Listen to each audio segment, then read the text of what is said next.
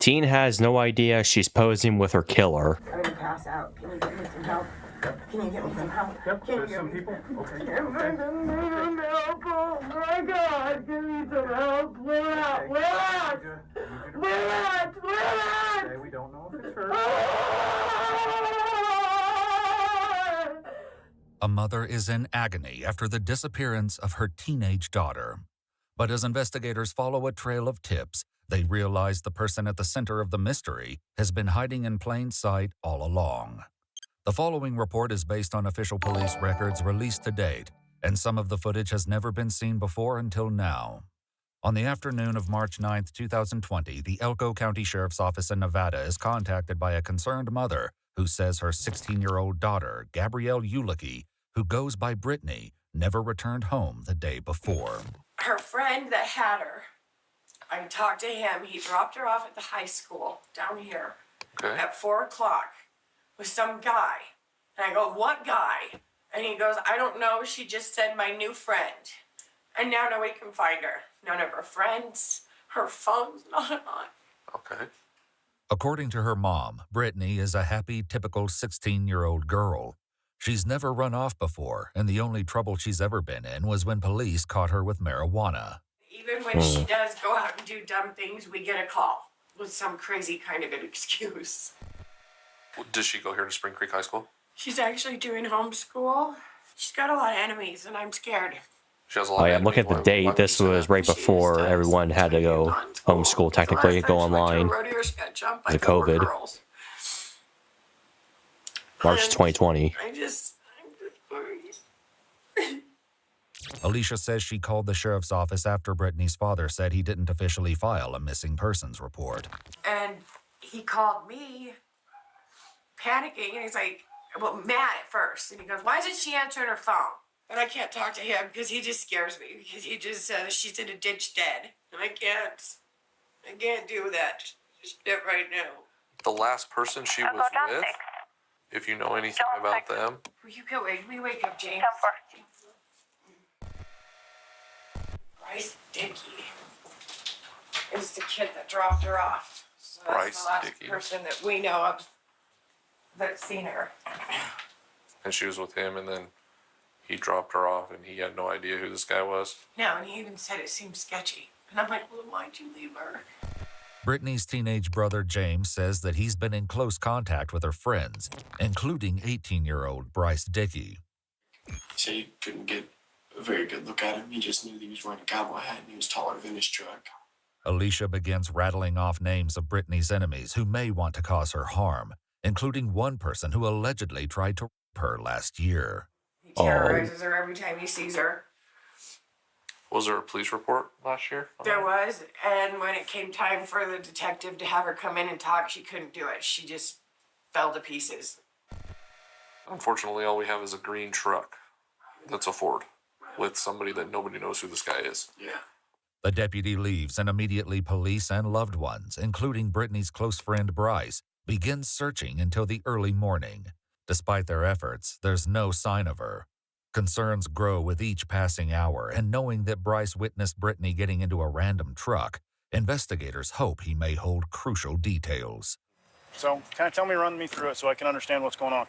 Sunday, around 11, got a few texts from Brittany, just asked if I wanted to hang out. Picked her up at Angel Park. According to Bryce, he picked up Brittany and cruised around the Horse Palace Rodeo while they chatted about school. He says she then asked him for one final favor. She wanted me to drop her off at the high school to meet her new friend, and said her dad was going to pick her up later, so then came over here, pulled in right over there, gave her a hug and stuff, and then she got out. The F-150 was over there, but I didn't know that was where she was going at that time. So you said what was the F-150? Like that winter green, dark forest green? Like a dark forest green. The windows didn't look tinted at all to me. Stickers on the back window, but I didn't see what any of them were. Bryce says he didn't hear from Brittany after dropping her off at the school to meet the mystery man with the green Ford truck. He says he went home and sent her a Snapchat. He later joined the search party after she was officially reported missing. As the conversation continues, Bryce is asked to paint a clearer timeline, but the sergeant can't shake the feeling that something isn't adding up. So you picked her up at 1:30. Where did you guys go? I mean, you said you were with her for how long? Dropped her off at 4:30, so that's three and a half hours.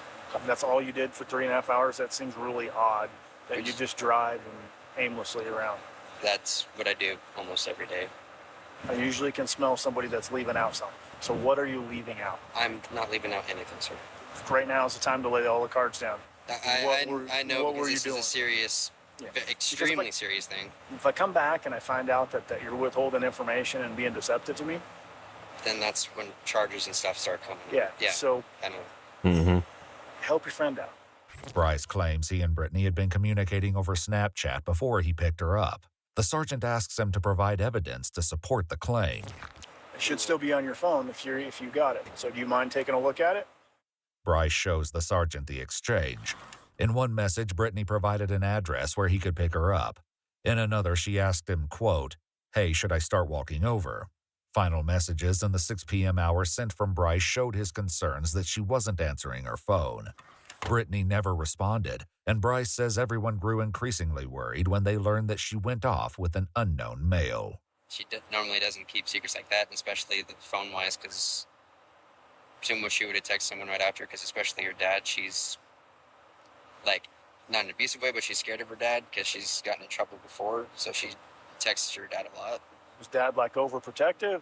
I don't know, I think my opinion would vary, but I try to, not in a bad way, but I try to stay away from him. That would be my mom. Oh, that's mom? Yeah. So that was the one that was calling you. Bryce was with the kid that was missing, so we're just trying to figure out more information. Was anybody able to figure out who was the person that saw the green truck? Mom, that was me. Oh, that was you, okay. It's too bad they don't have any cameras out here anymore. Investigators scour surveillance footage for clues, and a single video is about to alter the case in a way that no one saw coming. As the desperate search for Brittany continues, a group of trained volunteers heads to a basin about 7 miles from the school where Bryce says he dropped her off. There, one volunteer spots a blue tarp and moves in for a closer look. What he uncovers sends the investigation into a devastating new direction. It looks like a human. Oh, she's dead? Yeah, it looks like a chest cavity. We got drag marks right. Yeah. I don't know if it's her or what, but we have a female body out behind Burner Basin. The deceased girl found inside the tarp is partially clothed and is still wearing her black high-heeled boots. She's been stabbed. As of now, the body has not been identified, but an investigator gets the call on March 11th during his in-person meeting with Brittany's mother. Though nothing is confirmed, he decides to share news about the discovery. That has to be by far the hardest part of law enforcement, is telling somebody that their loved one died. I can't possibly imagine myself doing that. Okay. And I just want to let you know that we have found the body. We don't know who it is at this point, but I have to go there. I'm gonna pass out. Can you get me some help? Can you get me some help? Yep, Can you there's get some me people. Okay. Oh my God! Give me some help! Where at? Where at? Where at? Where at? Okay, we don't know if it's her. This is exactly why right here. 2 days later, the search ends in heartbreak, and the girl found inside the tarp is identified as Brittany. The medical examiner determines she died from a stab wound to the neck and strangulation. Believing she may have fought against her attacker, investigators collect fingernail clippings for forensic analysis. Other evidence collected includes chewing tobacco spit and Brittany's keys attached to a lanyard bearing her name. Investigators also photographed tire tracks, but according to court documents, there were too many rocks to get a clear impression, limiting a potential lead involving the Ford pickup described by Bryce. Investigators bring him in for additional questioning. They think Bryce What's did your it? relationship with her? Brittany's been one of my closest friends since probably my 7th, 8th grade year. That was one of the issues we had with the cop previously is Like we were going over because her name in my phone is Little Sis because she's called me Big Brother since like freshman year. And then he kept asking me, well, if she's your little sis, why didn't you know her better? Because there was questions that I didn't know the answer to. Did she say anything about anyone that she was having problems with, or any people that she was interested in, or anything like that? A lot of people had problems with Brittany, but nothing that we would see with this outcome. The investigator begins asking Bryce to expand on the moments when he dropped Brittany off to meet her mysterious friend. The deputies told me that initially when they spoke with you, you had provided a description of someone that may have been the driver of that truck? They kept saying I gave a description, but literally the only thing I saw was a cowboy hat. That was it. Since Bryce is unable to deliver specifics about the suspect's description, investigators decide to turn to digital evidence in hopes of pinpointing Brittany's location, leading up to her murder. Bryce provides Brittany's Snapchat username and hands over his cell phone. Is there anything on your phone that you would be concerned with us finding? No. No, okay. Is there any reason whatsoever that they would find your DNA on her or in her? No, not that I'm... Besides maybe like a bag of hair or something on her jacket, there would be nothing else. So no relationship whatsoever? No. Okay, okay. Was there anybody in specific in the school itself that she continually told no, that may have been frustrated with that? Because was she the type of girl that would go around with a bunch of guys? From what I've been told by a lot of people is that she still has yet to have intercourse with anyone. Oh, really? Yeah. Wow, okay. Would you be willing to submit Thank you. A buccal swab just for your DNA? Bryce agrees to provide his DNA sample, but before the interview wraps, he has one final question for the investigator. Are you allowed to say how she was killed? I do not know that. I didn't know if you guys knew because I've heard 20 different things and the next one gruesome than the other. So. I've heard a couple different things and I don't know what is the truth, to be honest with you. Investigators continue to assemble their case. However, key evidence remains unaccounted for, including Brittany's cell phone, which was never recovered at the scene. The next day, they return to the basin where Brittany's body was found. This time, investigators find critical evidence, such as her broken phone and a used condom discarded in the bushes. DNA is swabbed from inside of the condom, but until they find a match, they continue to lean on Bryce for information about the pickup truck. I'm going to show you a series of photos. I'd like you to just go ahead and look at all of them. I mean, is there a chance that Bryce may have killed her? Just let me know. I don't know. I mean, okay, so this can't just make assumptions. It's me, it looks like it's a truck. Okay. And that'd be Jared's truck. I saw that picture on Facebook. Okay. That's my buddy Jared 750. Okay. Yeah, Jared. Okay. What Bryce doesn't realize is that investigators are finding inconsistencies about his story regarding the truck. For now, they keep their suspicions quiet and allow him to mourn his murdered friend. When was the candlelight vigil? 2 days ago. 2 days ago. How was that? It was rough. Yeah, the balloon release, the candlelight vigil. If you could say something to Brittany, what would you say? Easy. I love you. What about the second? No, I'm sorry. Because I kind of blamed myself for all this. Because I wish I would have just taken her back to town to her dad. But dropped plenty of friends off at tons of different places, so it did not quite seem different to me. What if I told you we had surveillance footage that appears your truck kept going out Boyd Kennedy Road? I didn't go down Boyd Kennedy Road. So with these, you can kind of see, from my perspective, when I'm looking at this, what that looks like, right? Yeah. No, I can see 100%. Surveillance footage shows Bryce picking up Brittany in Angel Park. He leaves the parking lot and never makes the turn leading to the high school. The video reveals the unsettling truth. The green Ford pickup was never real, and neither was his story about dropping Brittany off with a mystery man. The investigator confronts him with the evidence. Surprisingly, he admits to not being truthful, but says it was for a good reason. The third cop I talked to, the one that called me down to the high school, because called me a liar about 3 times and kept asking me if I killed Brittany. Somebody asked you if you killed Brittany? A deputy did. Oh, okay. And it honestly startled me. I lied because I was scared of people thinking it was going to be me. which a lot of people Well, still do. that's understandable. You're the last person to see her alive. Even though Bryce admits to lying, the investigators are armed with mounds of evidence that goes beyond surveillance footage.